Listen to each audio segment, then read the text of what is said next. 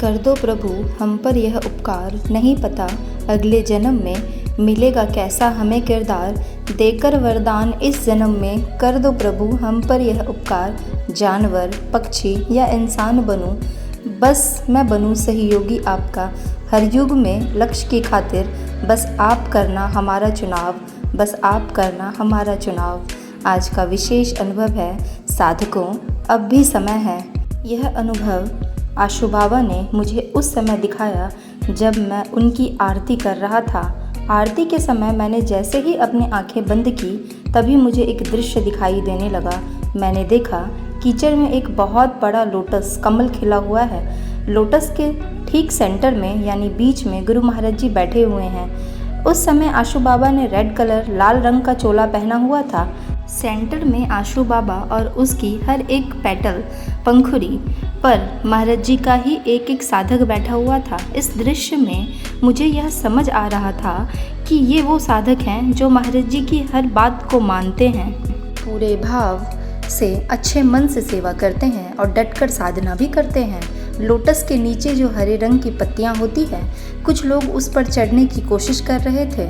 ये वो साधक थे जो थोड़ी बहुत साधना करते हैं। अब मेरी नज़र कीचड़ की ओर गई।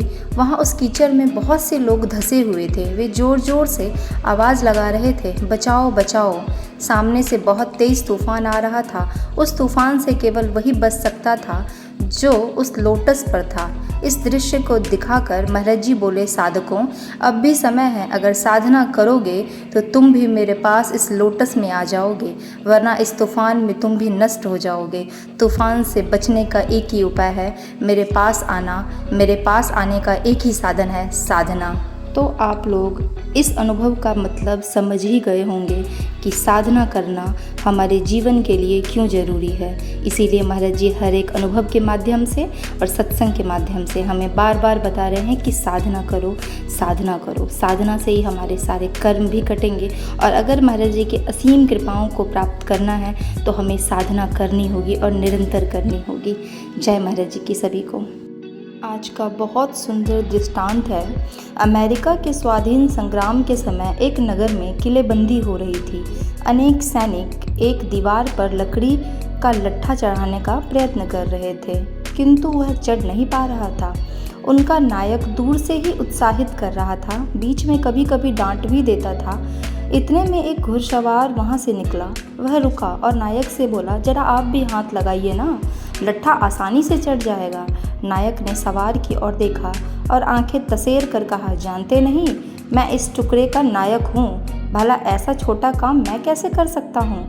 नायक का यह तर्क सुनकर सवार ने स्वयं उतरकर सैनिकों की मदद की और कार्य पूर्ण किया। घोड़े पर सवार होते समय नायक ने उसे धन्यवाद दिया। सवार ने कहा, धन्यवाद की ज़रूरत नहीं है महाशय, जब भी ऐसे किसी काम में सहायता की ज़रूरत हो तो अपने प्रधान सेनापति को संदेश भेज देना, वह परिश्रम का गौरव जानता है।